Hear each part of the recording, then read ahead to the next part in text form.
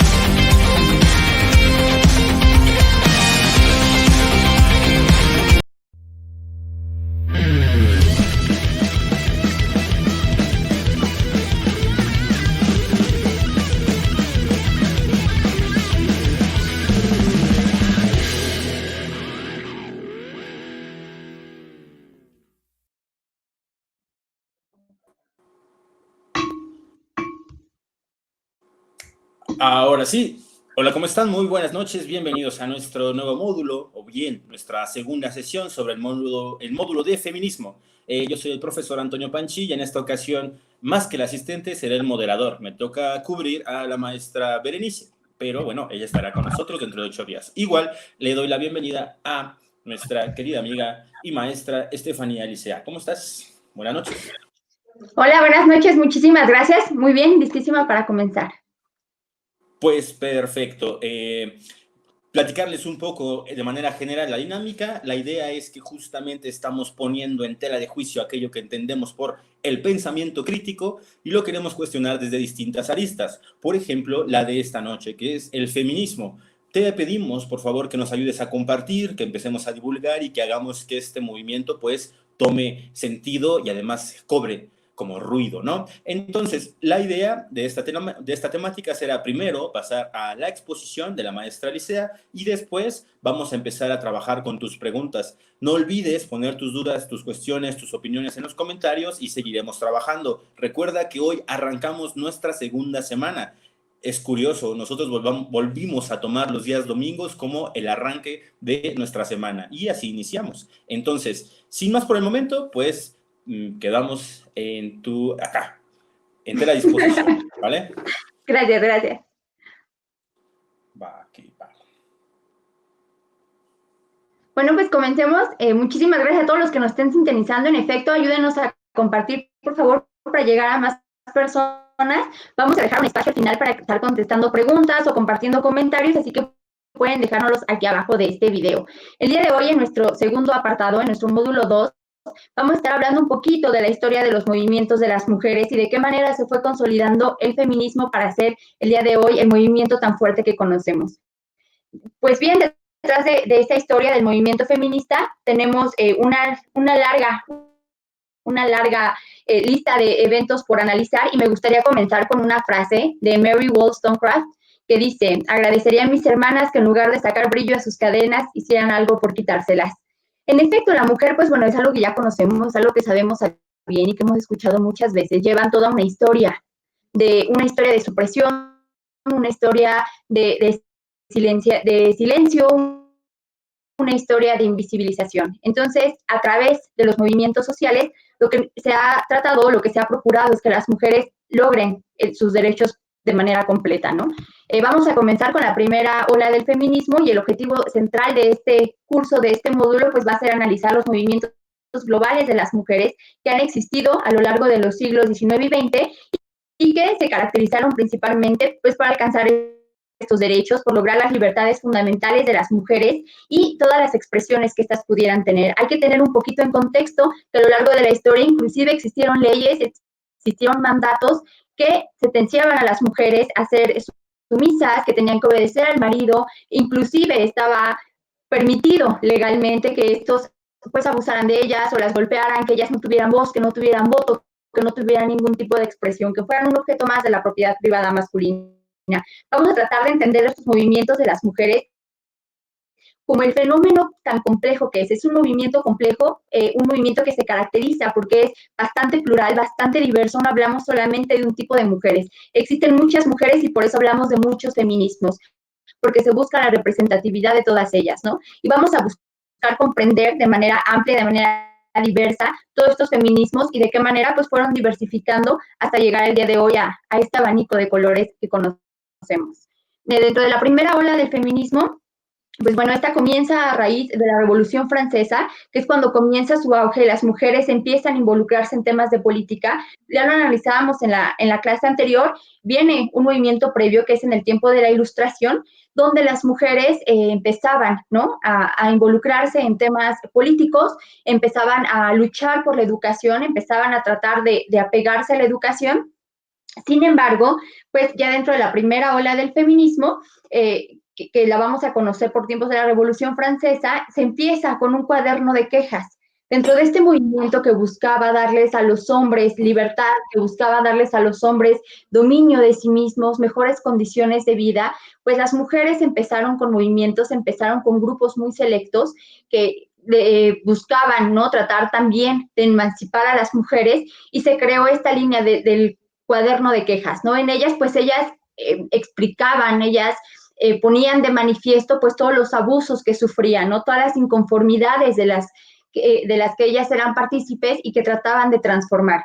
Para el año de 1789 a 1793, pues empiezan a generar diferentes clubes republicanos femeninos, en donde las mujeres pues organizaban, se unían, había incluso algunos hombres que trataban de ser partícipes de estos movimientos y que las apoyaban, ¿no?, que entendían el movimiento y que entendían toda esta situación de poder que siempre estaba en contra de la figura femenina, ¿no? Cuando sale la Revolución Francesa y se logra vencer, sale un decreto que se llama la Declaración de los Derechos de los Hombres y los Ciudadanos. Entonces, cuando se hace esta declaración, pues queda expreso que la lucha de las mujeres había sido por completo omitida, que no se estaba contemplando a las mujeres, que cuando se hablaba de hombres no era que se hablara de un hombre universal que englobara a las mujeres, sino que éstas seguían siendo invisibilizadas, seguían siendo suprimidas y por tanto Olympe de Gouges, ella escribe la Declaración de los Derechos de la Mujer y de la Ciudadana. Sin embargo, pues esto le costó a Olympe de Gouges terminar con su vida en la guillotina, ¿no? Fue guillotinada, pues porque las mujeres, ¿cómo era posible que hablaran de libertad? ¿Cómo era posible que se expresaran? ¿Cómo era posible siquiera que tuvieran necesidades o pensamiento propio, pensamiento crítico, ¿no? Se consideraba a las mujeres seres irracionales, ciudadanos de segunda categoría.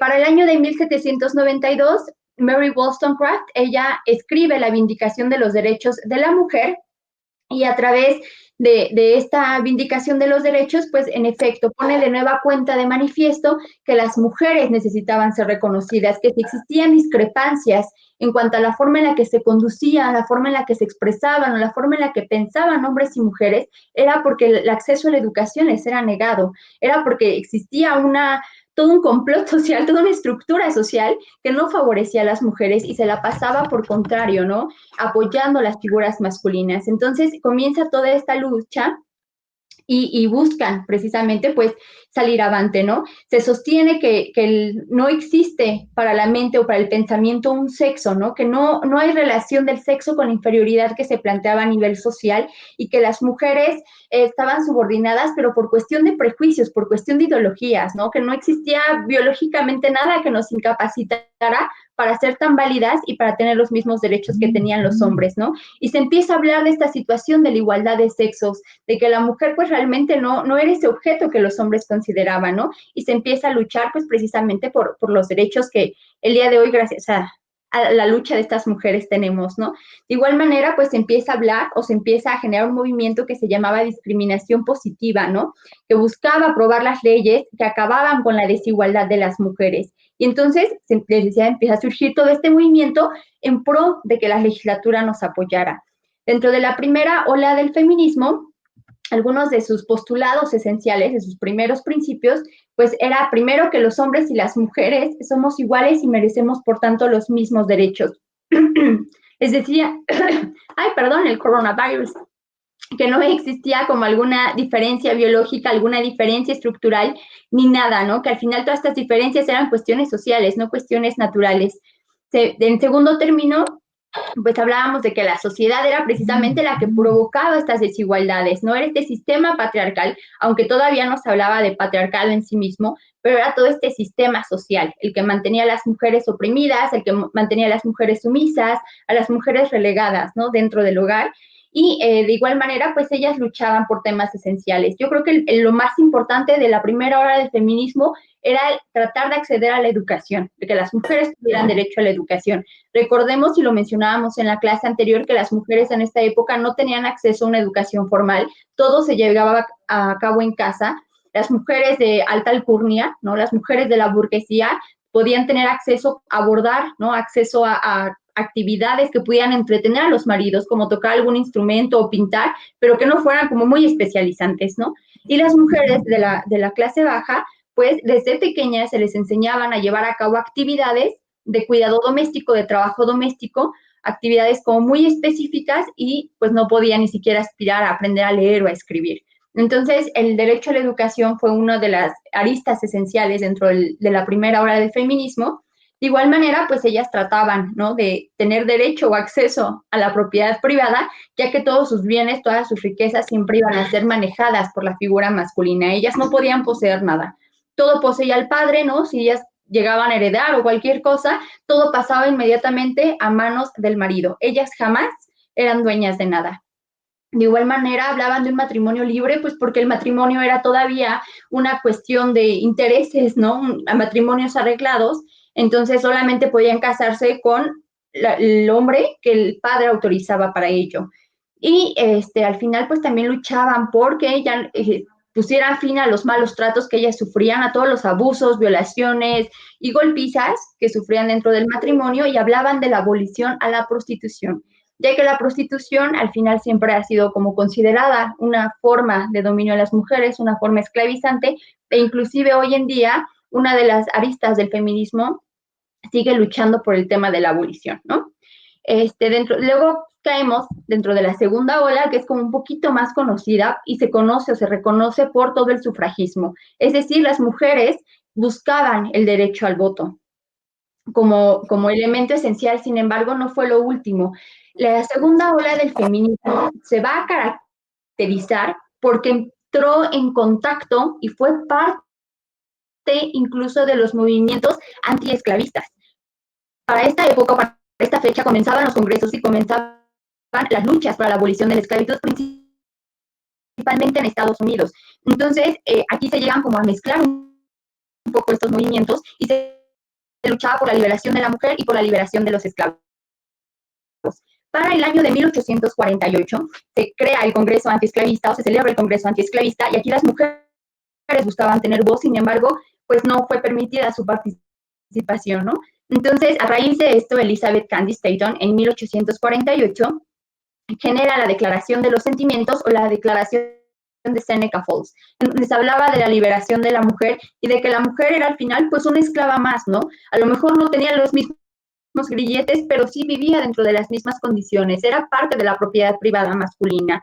En 1851, Sojourner Truth, espero haberlo pronunciado bien porque está en francés, ella es una esclava negra. Entonces, ella genera todo un discurso en donde la pregunta esencial es que no soy una mujer. Y entonces ella, a través de esta pregunta, decía, bueno, es que a lo mejor no soy blanca, no soy burguesa, y eso me somete. Entonces no tengo las mismas aspiraciones, tampoco puedo acceder a la libertad. Y se comparaba con estas mujeres de la burguesía. Entonces, a raíz de esto comienza este otro feminismo, el feminismo negro, en donde las mujeres eran doblemente sometidas. Eran sometidas por ser mujeres y eran sometidas por ser negras. Entonces, se coartaban sus derechos completamente, y ella expresa, ¿no? Es que no soy una mujer y es que no puedo acceder a los derechos. Entonces, ¿en qué clasificación de ser humano me tienen? Es una carta bastante emotiva, la pueden encontrar en internet y la verdad les recomiendo mucho que la lean, es preciosa. Para el año de 1869 se va a lograr por fin el derecho al voto. Bueno, se comienza la lucha por el derecho al voto y no se logra sino hasta 1917 en Inglaterra, y esto a raíz de la Primera Guerra Mundial. Cuando comienza la Primera Guerra Mundial, pues las mujeres son reclutadas para que empiecen a cubrir, ¿no?, situaciones por la guerra. Los hombres se van al campo de batalla y pues ellas fungen como enfermeras, se vuelven parte de los movimientos de complot, llevaban mensajes, ayudaban al movimiento, se encargaban incluso de hacer armas, ¿no?, hacer balas, trabajaban en las fábricas. Y de repente, pues como deuda por la guerra, pues no les quedó otra más que otorgar el derecho al voto a las mujeres. Y se logra hasta 1920 en Estados Unidos, en México se logra hasta 1950 el acceso al voto para las mujeres. De esta manera, pues bueno, porque ellas buscaban o estaban tan empeñadas en que las mujeres tuvieran la posibilidad de votar y de ser votadas, porque creían que de esta manera las mujeres iban a poder ser reconocidas y de esta manera se iban a lograr legislaciones y se iban a lograr políticas que las visibilizaran, que las protegieran, y entonces ellas podían formar parte de la discusión política y por lo tanto pues podían luchar de una manera más directa por sus derechos, ¿no? Iban a ser considerados pues ya ciudadanas, ¿no? Iban a poder ser incluidas dentro de la estructura social y dentro de la estructura política. Dentro de los postulados esenciales pues, tenemos el derecho al voto, ¿no? Por eso se considera el movimiento sufragista, el movimiento de la segunda ola, y buscan también acceder a estudios superiores, es decir, que tuvieran los mismos derechos académicos y las mismas oportunidades académicas que tenían los hombres, y por lo tanto también empezaron a pelear por ganar los mismos salarios que los hombres en los mismos trabajos, ya que con la inclusión de las mujeres dentro de la industria, pues las mujeres eran siempre las obreras peor pagadas, ¿no? Era el trabajo más barato, el trabajo menos remunerado, el de las mujeres y el de los niños. Y de igual manera, pues buscaban compartir la patria potestad, porque si ellas llegaban a separarse del marido, pues los hombres como dueños de, ¿no?, las mujeres y los hijos pues eran de su propiedad y entonces las mujeres no podían tener derecho a quedarse con sus hijos. Y de igual manera pues sigue la lucha para que ellas pudieran tener control sobre su dinero y sus bienes. Entonces, si nosotros nos ponemos a analizar cuáles fueron las estructuras esenciales de la primera y de la segunda ola, nos damos cuenta que empezamos desde cero. Cada uno de los derechos que han adquirido las mujeres ha sido una lucha constante, ¿no? Han tenido que ser demandados y han tenido que ser tomados por la fuerza, porque socialmente pues, las mujeres no eran consideradas dignas de tener ningún tipo de derecho. Dentro de la segunda ola del feminismo, así como se empezaron a combinar con los feminismos negros y hablar de la liberación de las mujeres afroamericanas, también se empieza a mezclar con el movimiento marxista. Esto fue bastante importante, ¿por qué? Pues porque como las mujeres ya formaban parte de la industria, entonces también se empieza a hablar de derechos laborales, también se empieza a hablar de la necesidad de la repartición de las riquezas y empiezan a luchar las mujeres en contra de todo este sistema económico que estaba surgiendo en esa época, ¿no? En todo el sistema industrial. Para 1857, Clara Zetkin, ella postula que las mujeres que formaban parte del movimiento marxista no solamente tenían que dedicarse a hablar de cuestiones laborales, sino que las obreras pues tenían otro tipo de necesidades y que les afectaba profundamente, ¿no? Y que también tenían que poner sobre la mesa el análisis de los problemas dentro del matrimonio y de los problemas sexuales, del hecho de la libertad sexual para las mujeres y del hecho de que éstas dejaran de ser maltratadas dentro de sus casas. Recordemos un lema esencial, ¿no? Que si hay algo todavía más vulnerable y más oprimido que el obrero, pues es la mujer del obrero. Entonces, a raíz de esto, las mujeres pues empiezan a luchar por los derechos laborales, pero también por poner sobre la mesa aspectos de la vida privada que antes no se mencionaba. Lo que pasaba en casa se quedaba en casa. Entonces, a raíz de esto, pues bueno, Emma Goldman, en 1869, ella dice que la sociedad pues va a utilizar la vida sexual para oprimir a las mujeres, ¿no? Que la mujer necesita liberarse de cualquier tipo de prejuicio, de cualquier tipo de tradición, de cualquier tipo de opresión, que la mujer tiene que ser dueña de su propia sexualidad.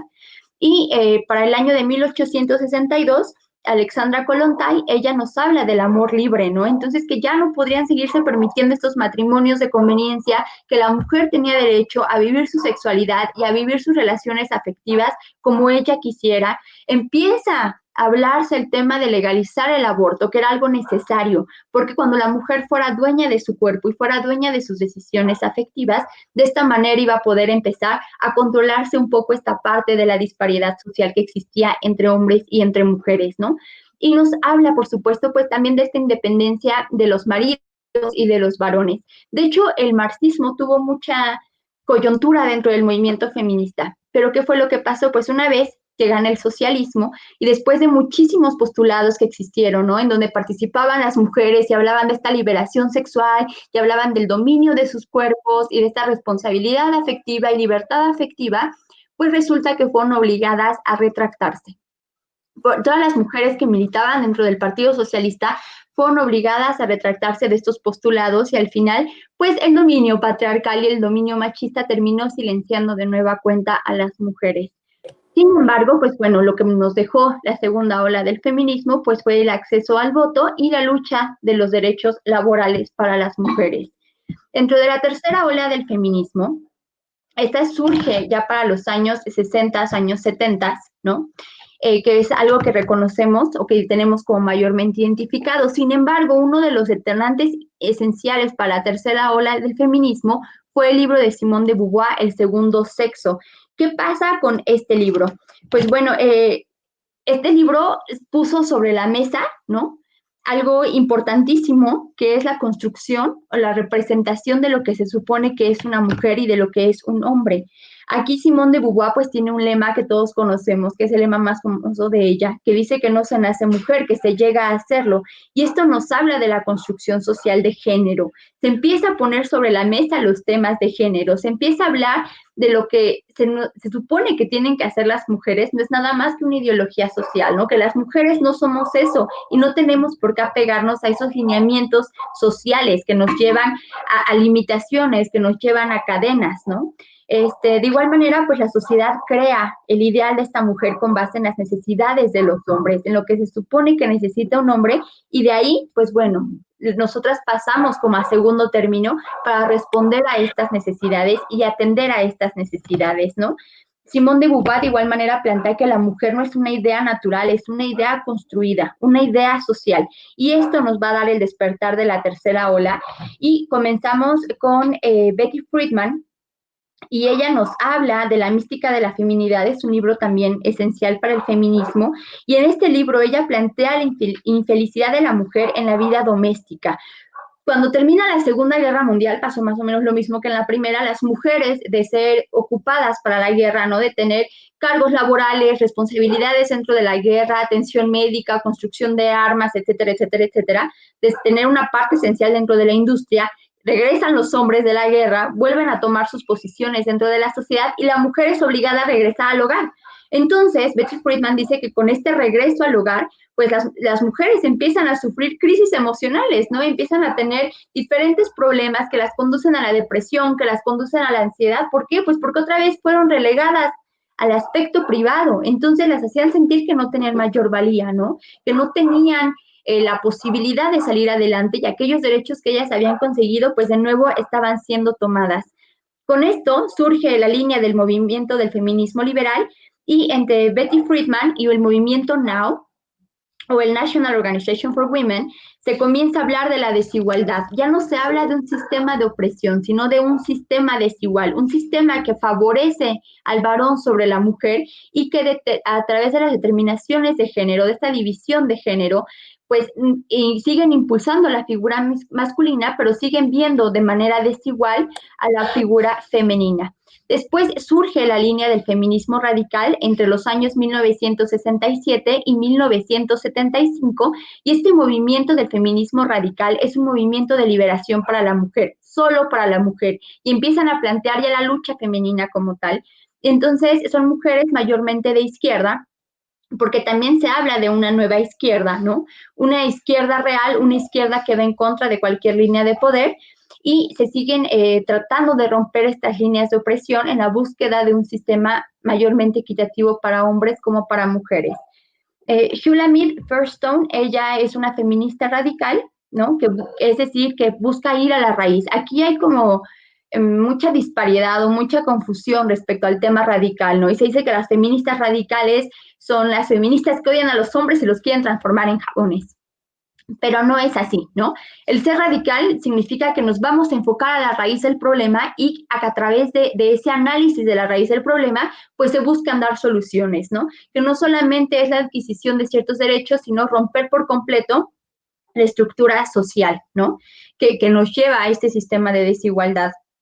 Y se empieza a hablar de una dialéctica del sexo, ¿no? Se empieza a analizar lo que es el sistema patriarcal, que es como este sistema de dominación femenina que se la pasa pues dándole el poder a la figura masculina como dueño del mundo. Se hablaba del género precisamente como esta también construcción social que delimita tanto a hombres como a mujeres, y se habla de una casta sexual, ¿no? Se hablan ya de experiencias y situaciones de opresión en las que son violentadas las mujeres, y se empieza a poner sobre la mesa el tema, ¿no? Y se dan cuenta que todo aquello que estaba guardado al aspecto privado, al aspecto del hogar, al aspecto de la casa, pues era algo que sufrían todas las mujeres, y a través de una frase de Kate Millett que dice lo personal es político, pues se trata de poner de manifiesto todas estas líneas de disparidad entre los hombres y las mujeres, ¿no? Entre las relaciones de poder entre los hombres y las mujeres, y nos hablan de que las mujeres necesitan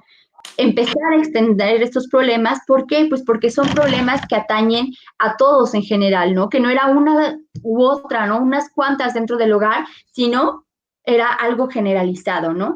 Entonces aquí comienza una línea que se llama antropología feminista, donde se va a centrar exclusivamente a este análisis del sexo-género, y les decía, comienza un nuevo movimiento de izquierda, pero donde se trataba de romper cualquier forma de poder, no solamente el poder de unos cuantos o el poder de algunos políticos, sino cualquier estructura de poder que llevaba a la subversión o a la desigualdad social en cualquiera de sus términos, ¿no? Esto incluía, por supuesto, el poder patriarcal, ¿no? El poder de los hombres. Empiezan a considerarse nuevos sujetos políticos y se busca el derecho no solamente de las mujeres, sino también de los homosexuales o de cualquier minoría étnica que por diferentes situaciones pues no lograban, ¿no?, ser considerados dentro de la esfera pública, dentro de la esfera social, y este movimiento de la liberación de las mujeres empieza a ser un movimiento que se entrelaza con otros movimientos, ¿no?, que busca la resignificación, ¿no?, y el poder, repartir el poder a las diferentes estructuras sociales. Esto nos va a llevar, ¿no?, a lo que ahora conocemos como la cuarta ola del feminismo. Muchos dicen que tal vez no es la cuarta ola, todavía sigue ahí como un debate, ¿no?, histórico, un debate social, un debate que, bueno, solo el tiempo nos dirá en qué punto estamos colocados. Pero esta cuarta ola, o también conocida como los feminismos latinoamericanos, es lo que estamos viviendo hoy en día. Es decir, que necesitamos de estas luchas anteriores para la adquisición de nuestros derechos, ¿no?, para la toma de la libertad de las mujeres. Sin embargo, aún no hemos logrado la emancipación completa. Hay personas que osan a decir que ya no existe tal cosa como la cuarta ola, que el feminismo de hoy ya nada más es como un carnaval. Sin embargo, cuando nos ponemos a analizar la estructura social, nos ponemos a analizar la situación de las mujeres en el hoy en día a nivel mundial, nos damos cuenta que la situación no ha cambiado demasiado. A lo mejor sí ya existen ciertas leyes, ciertas legislaciones, eh, ciertas normas, ¿no?, que buscan la protección de la figura femenina. Sin embargo, a nivel social, a nivel estructural, aún hay muchas cosas por lograr, aún hay muchas cosas por ganar. Y más cuando nos ponemos a analizarlo y a darnos cuenta de que en pleno siglo XXI seguimos debatiendo sobre el derecho de las mujeres a gobernar su propio cuerpo, cuando seguimos hablando de una disparidad en cuanto al salario entre hombres y mujeres, ¿no? Cuando seguimos hablando de un techo de cristal, ¿no?, que significa que las mujeres no pueden acceder a los mismos mandos que acceden los hombres o no con tanta facilidad. Cuando seguimos viendo que existe violencia doméstica, cuando existe una alta tasa de feminicidios, que aparte con la pandemia, pues bueno, se disparó al 3000%, ¿no? Cuando seguimos hablando de un dominio patriarcal sobre las mujeres, sobre el control de sus cuerpos, cuando seguimos hablando de altos índices de abuso sexual. Entonces, en estos feminismos latinoamericanos, su eje central va a ser el cuerpo. Es decir, va a ser el dominio de sí mismas, ¿no? El tener el derecho sobre la elección de lo que es nuestro cuerpo, la libertad de nuestros cuerpos. Aparte, el reconocimiento de la belleza, ¿no?, en todas las mujeres, y romper con aquellos estereotipos que resultan bastante nocivos y que siguen siendo parte de todo este sistema social, de este sistema de control. También se habla del amor, del deseo y de la sexualidad de manera libre. Se empiezan a romper las configuraciones binómicas, es decir, que solo existe homosexual, heterosexual, hombre, mujer, ¿no? Y se empieza a hablar de una gama más diversa y se empieza a luchar por este derecho a la sexualidad, a la libre expresión de la sexualidad. De igual manera, se habla de la maternidad como una opción, es decir, que la maternidad tiene que ser deseada y se pelea por el derecho al acceso al aborto libre, al aborto seguro y al aborto gratuito, así como a la educación sexual integral y el acceso a métodos anticonceptivos, ¿no? De igual manera, pues se habla, se empieza a poner sobre la mesa la pobreza de las mujeres, ¿no?, por toda esta desigualdad estructural, esta desigualdad social que condena mayormente a las mujeres, y se habla de la sostenibilidad, ¿no? Y esto es algo bien importante porque aquí el feminismo se empieza a mezclar con temas ambientalistas, con temas económicos y con temas políticos, a fin de hablar de caminos de sustentabilidad, del cuidado del medio ambiente, de la procuración de una vida pues más apegada a la naturaleza, ¿no? Una vida más sustentable y sostenible para todos los seres humanos. También se habla de la explotación femenina, lo mencionábamos hace unos momentos, y se empieza a poner otra vez en tela de juicio el aspecto de la prostitución, ¿no? La prostitución como dominación masculina, como esclavización de las mujeres, como cosificación de las mujeres. Porque al final, bueno, aquí se puede prestar a un amplio debate, ¿no? Y de hecho, dentro de las mismas líneas del feminismo estarán las feministas liberales contra las feministas radicales, ¿no? Peleando por si se puede o no se puede hablar de legalización del aborto legalización de la prostitución o prohibición de la prostitución, ¿no? Entonces, bueno, este es un debate, pero a manera personal, ¿no? Esto sí ya es muy personal. Yo considero que en efecto, ¿no? La prostitución, pues, es una forma de objetar a las mujeres y de venderlas como mercancía. Entonces, se empieza a hablar, pues, de esta explotación femenina y también la explotación de las mujeres dentro del aspecto industrial, en donde no siempre se cuentan con los medios ni con las condiciones necesarias para proteger a las mujeres. Hay un estudio muy padre que se hizo con un grupo de mujeres que se dedican a limpiar pescado en Sinaloa, ¿no? Entonces, sobre toda la discriminación que sufren estas mujeres que limpian pescado, pues porque el olor del pescado se queda en sus cuerpos. Entonces, dentro de esta comunidad en Sinaloa, esas mujeres son relegadas por su condición de mujer y por su condición de limpiadoras de pescado y de trabajadoras industriales, ¿no? Entonces, sufren discriminación dentro de la industria, sufren discriminación en el transporte público, sufren discriminación en los espacios públicos y entonces se empieza como a meter en todos estos aspectos, ¿no? De la explotación de las mujeres en cualquier ámbito. También se habla de un feminismo decolonial, es decir, que se cuestionan aquellos aspectos que trajeron consigo la colonización y se busca el rescate de nuestras tradiciones, se busca el rescate y la liberación de cualquier comunidad, ¿no? De cualquier, del idioma, de los idiomas tradicionales, de las comunidades indígenas, de la liberación de los pueblos y de romper como esta ideología de que lo occidental es lo máximo, ¿no? De que se tiene como eje rector lo occidental y se busca el rescate de lo tradicional. De igual manera, pues hablamos de una lucha contra el capitalismo y contra el neoliberalismo como generadores de diferencias, como generadores de este sistema patriarcal o elementos de este sistema patriarcal que nos llevan a la sumisión de las mujeres y de otras comunidades menos favorecidas o de otras minorías. Entonces, pues bueno, a grandes rasgos vamos a considerar, por tanto, 4 grandes olas del feminismo, ¿no? 4 olas esenciales del feminismo. La primera ola del feminismo, pues quedamos que es la ola que surge a mediados del siglo XVIII hasta la primera mitad del siglo XIX y buscamos los derechos civiles de las mujeres, particularmente la educación, el trabajo y el derecho al voto, ¿no? Dentro de la agenda, sin embargo, en la segunda ola se retoma el derecho al voto y se considera el movimiento sufragista y va de la segunda mitad del siglo XIX hasta la década de los 50, que es cuando comienza la tercera ola feminista, y se busca, dentro de otras cosas, pues también aceptar a las mujeres como figuras sociales y figuras políticas. Dentro de la tercera ola, que comienza por los 60 más o menos, hablaban pues precisamente que los personales políticos empiezan a poner sobre la mesa cuestiones domésticas como la violencia, el abuso sexual, etcétera. Se buscan legislaciones para esta discriminación por género, para esta violencia de género, ¿no? Y se empiezan a poner en las agendas internacionales temas referentes a los derechos de las mujeres. Y la cuarta ola, que es en la que estamos atravesando actualmente, pues se sigue buscando el derecho a las mujeres para la emancipación, la decisión sobre sus cuerpos y la libertad sexual y reproductiva. Dentro de los feminismos, pues hablábamos que se han derivado muchísimas líneas, muchísimas corrientes, y dentro de algunas de las líneas principales, por mencionar algunas, porque la verdad son muchas, son bastantes, tenemos el feminismo liberal, que se centra en la igualdad de los derechos y oportunidades entre hombres y mujeres. Tenemos el feminismo cultural, que dice que no puede haber igualdad porque hombres y mujeres son diferentes, sin embargo, hay que mejorar la manera en la que nosotros analizamos esta diferencia y darnos cuenta de que la diferencia no es mala, de que la diferencia no divide, de que la diferencia no precisamente se tiene que medir en términos jerárquicos. Y hablamos de tolerancia y aceptación de la diversidad.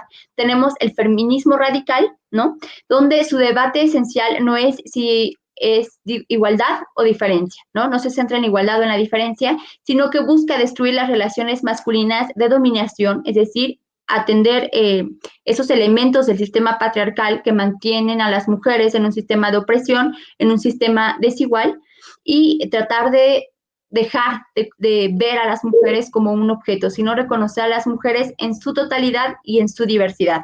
Tenemos el feminismo marxista, que lo estuvimos mencionando hace unos momentos también, que busca, dentro de sus aristas esenciales, esta unión en contra del sistema capitalista, y se habla también de igualdad dentro de los derechos laborales, ¿no? Tenemos el feminismo postmoderno, que nos dice que el problema, pues, son las diferencias de género y hay que aprender a superar y reconstruir estas ideas, ¿no? Y que no se tienen que cargar con etiquetas de sexo, etiquetas de género, ni etiquetas de orientación sexual, sino que nos habla, pues, de una aceptación a la diversidad sexual y a la diversidad genérica, es decir, romper los binomios que tratan de dividir a la sociedad como bueno o malo, ¿no? Hombre o mujer, heterosexual, homosexual, sino aprender a aceptar y a conocer esa diversa gama, ¿no?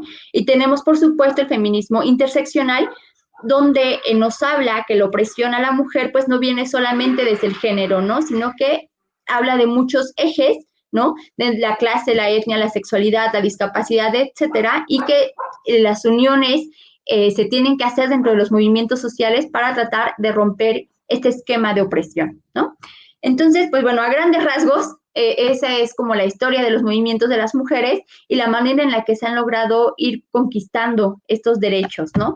La forma en la que ellas han evolucionado, que nosotras, perdón, hemos evolucionado en este movimiento a lo largo de la historia. Y pues bueno, para cerrar me gustaría cerrar con una hermosa frase de Simone de Beauvoir, esta mujer que nos hizo pensar y replantear tanto la figura en la que se consideran a las mujeres, la manera en la que se consideran a las mujeres y romper estos estereotipos de género, ¿no? Y dice que nadie es más arrogante, violento y agresivo y desdeñoso contra las mujeres que un hombre inseguro de su propia virilidad. Bien. ¿Listo? Muchísimo. Vamos a las preguntas. Vamos a empezar a mandar los taxis de Ubers para que puedan empezar a tomar café y ahora sí se pongan cómodos y cómodas para empezar a, pues, hacer un diálogo. Yo creo que hasta ha sido bastante gratificante. La verdad es que de repente nosotros quisiéramos tener toda esta información, ¿no? Y poder acceder a ella, no sé, en esta era quizás de la información, tal vez es tanta y tan convulsa que difícilmente podemos encontrar ejercicios como estos. Me llama la atención particularmente, por ejemplo, que no haya tantos comentarios todavía. Yo lo que entendería hasta esta parte es que estuvimos prestando muchísima atención y obviamente veníamos en esta vorágine de los movimientos, las olas, entonces tal vez eso nos distrajo un poco, ¿sabes? Como que veníamos tomando nota y ahora sí viene la cuestión del asentamiento. ¿Qué hay con estas ideas? Bueno, yo, si tuviera que manejar, por ejemplo, los elementos que hemos trabajado aquí, pues estamos viendo cómo justamente la figura de la mujer se va desligando de su uso como objeto, de su objetivación, como meramente un producto que obedece a las razones e intenciones del hombre. Y entonces, lo que estamos viendo es que también se arropa de distintas emergencias que se van dando en el contexto donde emergen, ¿no? Por ejemplo, pasamos desde la primera ola con la Revolución Francesa, ¿no? La segunda, donde empezamos a ver la cuestión del voto, las sufragistas, la tercera, donde se logra, y entonces llegamos a esta cuarta como movimiento latinoamericano, donde más bien estamos trabajando sobre la libertad del uso, vamos a decir, la libertad del cuerpo, ¿no? De que podamos nosotros, bueno, en este caso, que las mujeres logren expresar sus necesidades y además logren obtener esas libertades que ellas precisan y que están buscando y que además no tendrían por qué exigir, ¿no? Por lo que yo diría, sería más o menos mi resumen. Yo soy el asistente Ok. y lo que estoy tratando de hacer es tiempo para que podamos empezar a interactuar. Y bueno, me parece fundamental que estemos dialogando justamente de esta manera. Para mí, la manera en la que has, por ejemplo, trabajado esta información también es muy puntual. Claro que hay muchísimos elementos y a lo mejor estaríamos más en la disposición de decir, bueno, ¿qué les parece si una clase para la primera ola y otra clase para la segunda y otra clase para la tercera? Y está bien, pero yo creo que podríamos empezar a sacar los elementos significativos, ¿no? Que es esta necesidad de existencia, de emancipación en distintos momentos históricos. Y yo creo que, a ver, es una lucha de bastante valor, ¿no? Lo hemos estado hablando en otros módulos de manera, por ejemplo, paralela. En el caso del módulo de filósofas con el maestro Saúl Ordóñez, mencionaba esta frase de Aristóteles de que el hombre es un animal político por excelencia, pero ahí sí lo decía él, dice, la mujer estaba totalmente fuera de la concepción de que pudiera tener conocimiento o verdad, realmente estaba fuera, literalmente, cuando decía el hombre es político, se refería al hombre. Y entonces de repente uno dice, wow, o sea, no de repente el hombre como humanidad, porque hoy en día una lectura que, por ejemplo, ha llegado a hacer el maestro Adrián Isaac, que también participa con nosotros en la Escuela de Frankfurt, es decir, que la figura del Übermensch o algo así, la figura del superhombre nietzscheana, no tiene que ver con el género masculino, sino más bien con el género neutro, que incluiría a ambas figuras, ¿no? Tanto puede haber una supermujer como un superhombre, pero más bien hablamos de una individualidad superhumana, ¿no? En este sentido, vemos que a lo mejor ya hay un cambio, ¿no? Y ahí, por ejemplo, radica un poco la cuestión de dónde sí se estaba incluyendo, dónde no se estaba incluyendo, etcétera. El maestro, por ejemplo, Jonathan Baldasso, hace un momento, cuando hablábamos de la razón poética, decía justamente esto: dar voz a la mujer es dar voz a otro pensamiento, es dar voz a otra perspectiva que nos permite ampliar la concepción de humanidad. No podríamos acallar eso. Y hoy en día podríamos llegar a hacer esta especie de conclusión diciendo que no es posible en nuestros días creer que de la voz de la mujer no hay nada, como aquel animal político aristotélico que mencionó el profesor Saúl. Entonces, hoy estamos en esa disyuntiva y justamente por eso estamos dialogando contigo hasta allá con tu pantalla. Entonces, a ver, ya hice estas palabras para que nuestra maestra también pueda tomar un respiro, un break y nos escuche un poco. Y bueno, ahora sí, vamos a ver. Creo que hay una pregunta aquí interesante. Yo diría que hasta complicada y creo que tiene que ver con el ruido que causa el hecho de considerar la idea del feminismo y el marxismo, ¿no? Esta idea que se planteó, por ejemplo, me parece que en el caso de la tercera ola, ¿no? Ajá. Segunda. Ok, segunda, vale. Entonces, la pregunta del maestro Javier Jaime Cienfuegos es así. ¿El concepto de enajenación marxista contempla el feminismo? ¿Y cuál es tu opinión del origen de la familia de Engels? Es como, no sé, ¿cómo ves? Ok, bueno, les comentaba hace un momento que precisamente se comienza como a hacer esta pequeña unión, ¿no? ¿Por qué? Porque se hablaba de una liberación. Cuando nosotros hablamos de la enajenación marxista, pues no hablamos precisamente de un sentimiento, ¿no? Ni de una condición mental, sino más bien de una cuestión más social, una cuestión apegada a la división de las clases, ¿no? Y de la sociedad capitalista. Entonces, cuando nos centramos dentro de esto, ellos buscaban romper como todas estas ideologías, ¿no? Del sistema capitalista y buscaban incluir a las mujeres dentro de la parte de la lucha, ¿no? Dentro de la lucha obrera, de la lucha laboral, aunque, ¿qué es lo que pasó después con el socialismo? Pues bueno, al principio igual, ¿no? Bueno, tratando de unir las dos respuestas, ellos hablaban o planteaban la idea de una vida en comunidad, ¿no? Entonces, donde las mujeres no precisamente tuvieran que casarse, donde los hijos que se tuvieran fueran hijos de la comunidad, donde la misma comunidad los educara, la misma comunidad los cuidara y la misma comunidad los sacara adelante, ¿no? Para buscar una forma de liberar a las mujeres de esta opresión o de este yugo dentro de lo doméstico.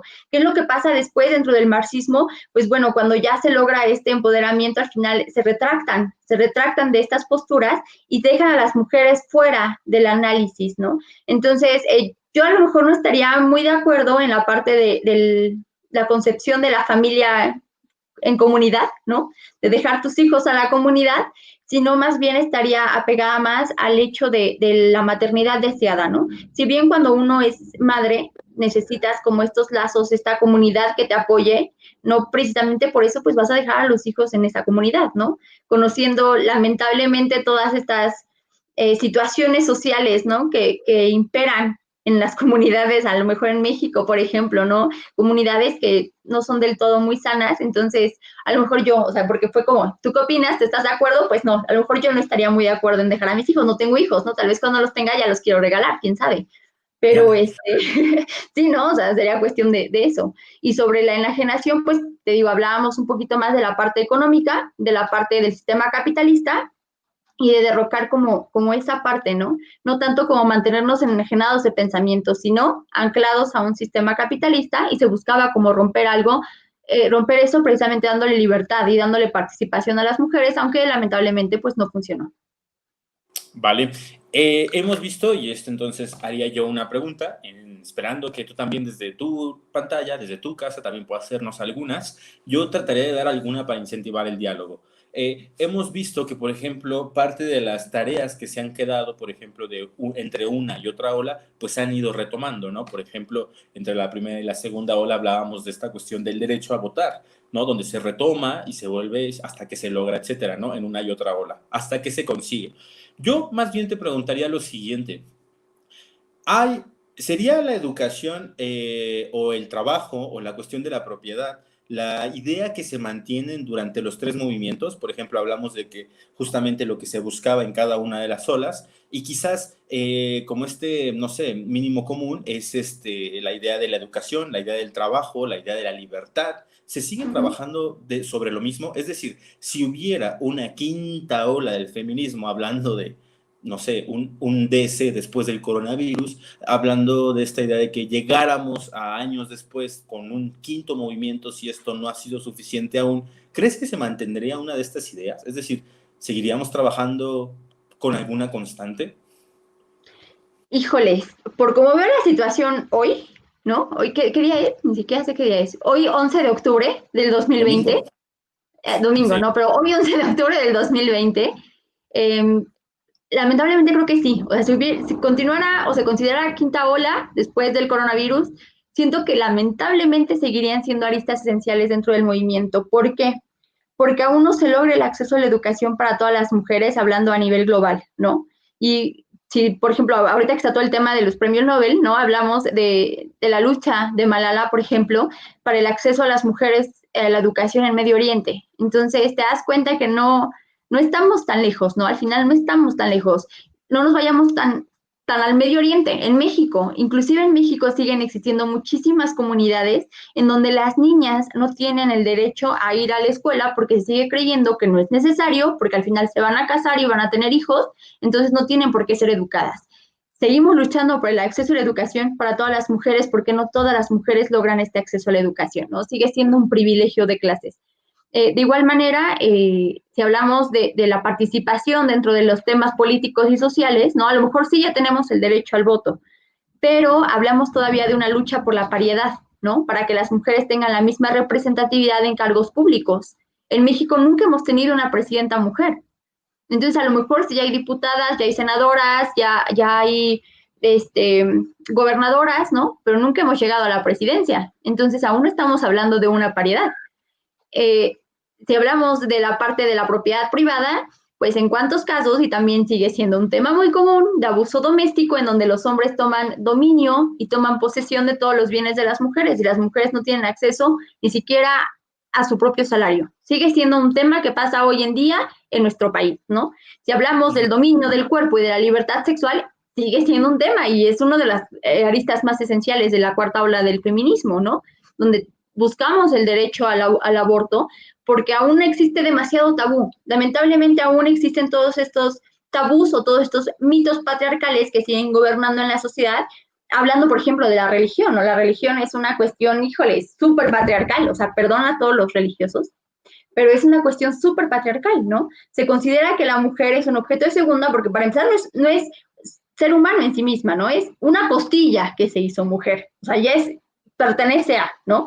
Entonces, si nos ponemos a analizar los postulados religiosos, híjoles, dejan a la mujer hasta abajo. Y esa misma religión es la que sigue imperando dentro de estas ideas moralistas de las mujeres no tienen derecho al aborto. ¿Por qué no? O sea, se cree que las mujeres van a ir a abortar por diversión o no sé, ¿no? De, ay, amigas, no tengo nada que hacer el domingo, vámonos todas a abortar. Pues no, o sea, no es así. No se piensa aún desde la burbuja del privilegio, ¿no? Entonces la mujer no tiene derecho a decidir porque está decidiendo el pueblo, porque está decidiendo la religión, porque están decidiendo los hombres si las mujeres pueden o no gobernar sobre sí mismas. Entonces sí, si hubiera una quinta ola después del COVID, pues sí, seguirían siendo las mismas aristas por las que se sigue luchando desde el siglo XVIII. Oye, y bueno, no sé, aquí me surge algo interesante.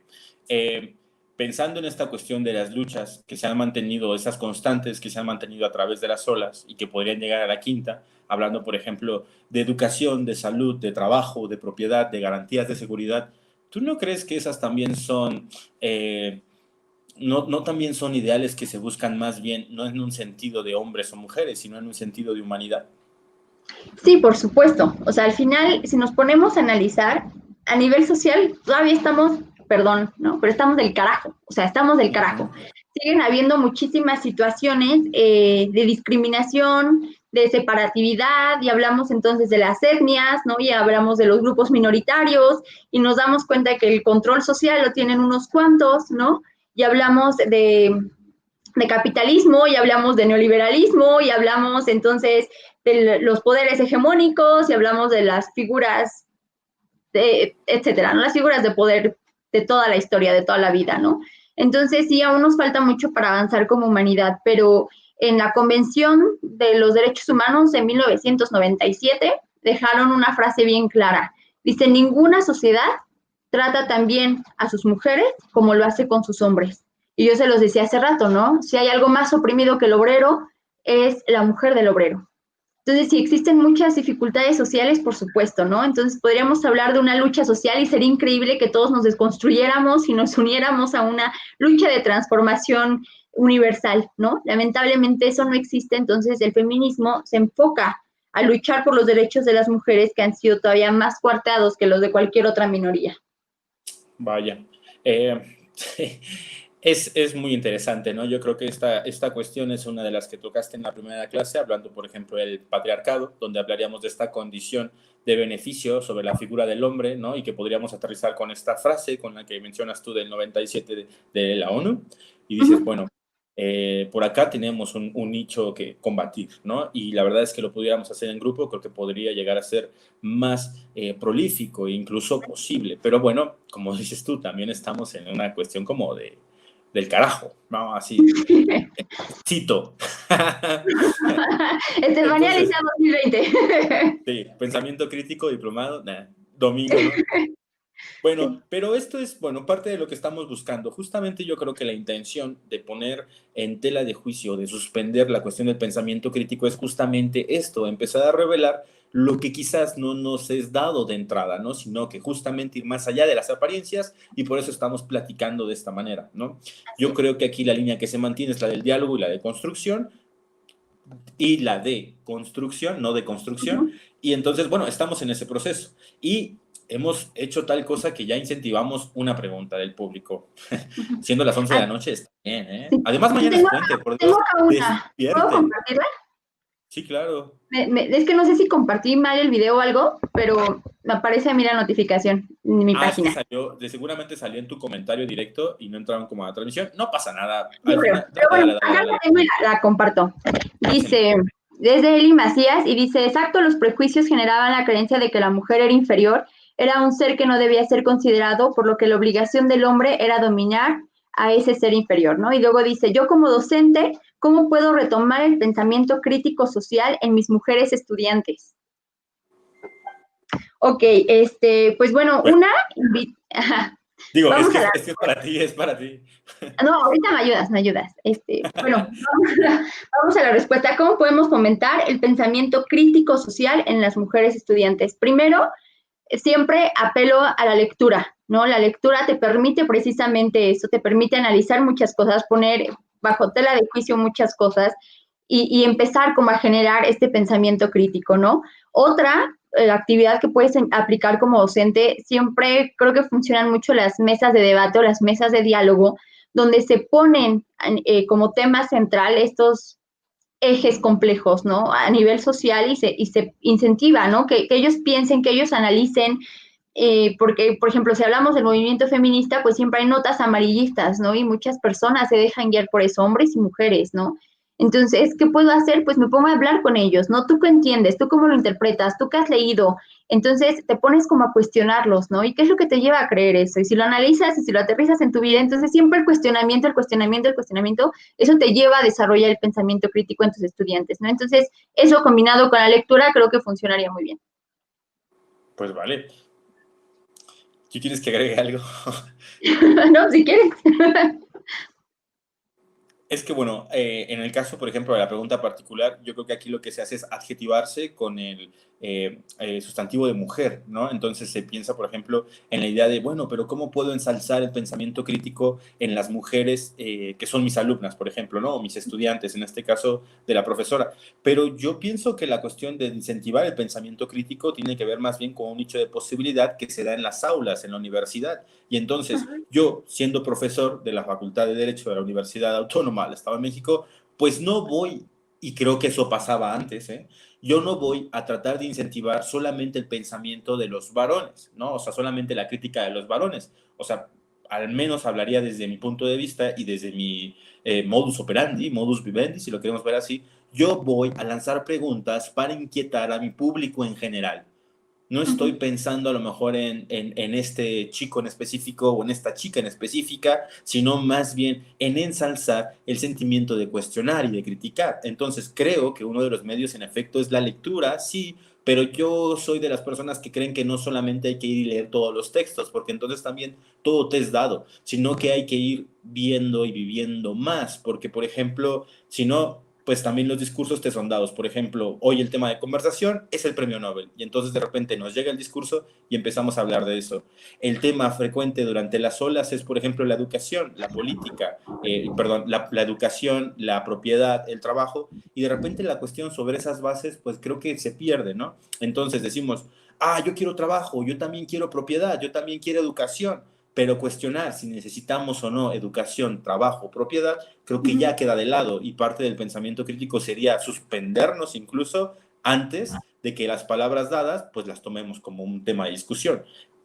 ¿Cómo se logra esto? Pues yo pienso que más bien tiene que ver con conocer distintos mundos y en conocer distintos mundos no me refiero a que te vayas a Marte, sino más bien a que te vayas a distintas esferas sociales que te enseñan otra perspectiva. Por ejemplo, estudiamos acá en México, está bien, no vamos a negar que salir a estudiar al extranjero, salir de la comodidad de tu hogar, de tu casa, etcétera, te va a dar otra perspectiva. Y eso tiene que ver con ir a otros mundos. Entonces, yo creo que eso también funciona para incentivar el pensamiento crítico, para decir, creo que lo que vivía en mi choza no estaba del todo bien. Hay algo fuera que también existe y que también hace ver que lo que yo hago no es del todo adecuado, ¿no? Entonces, yo creo que eso puede funcionar. Claro, y por ejemplo, si nos ponemos a hablar del tema del aborto que estamos haciendo ahorita, ¿no? Que mucha gente cree que nada más es para las chavitas, ¿no? Que se van de calenturientas.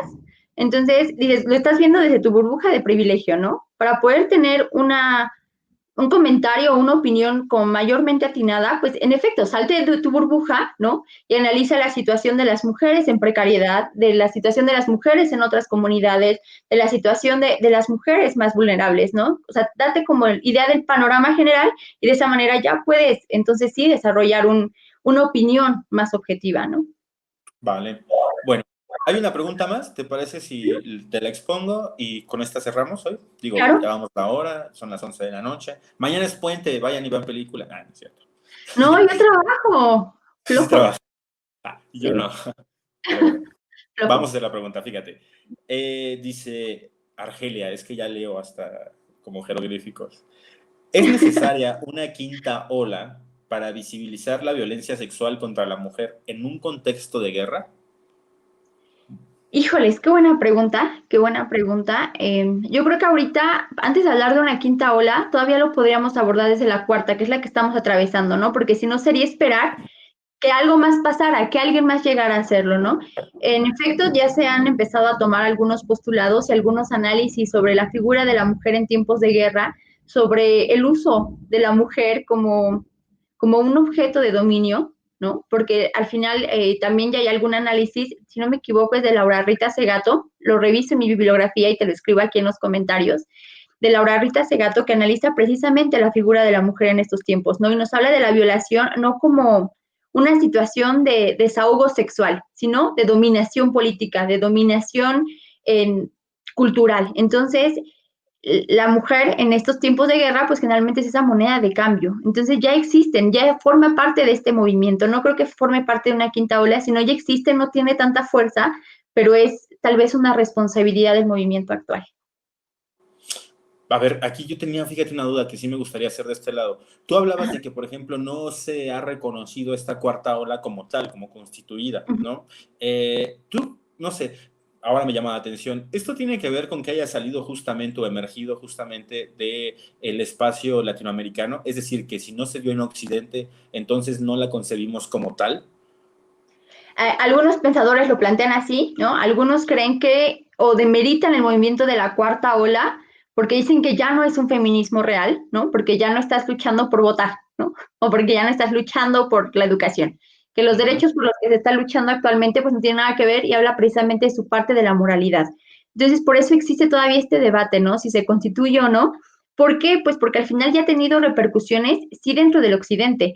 De hecho, lo pudimos ver con el movimiento de las tesis y el de un violador en tu camino, el performance Un violador en tu camino, que tuvo eco en todo el mundo. Entonces, sí tiene más fuerza ahorita en la parte latinoamericana, pero ya empieza a extenderse a otros países, entonces, y a otras latitudes, ¿no? Yo creo que más bien es una cuestión como de académicos, de reconocer o no reconocer, porque al final pues hay que entender también que grandes estructuras académicas vienen del sistema patriarcal, ¿no?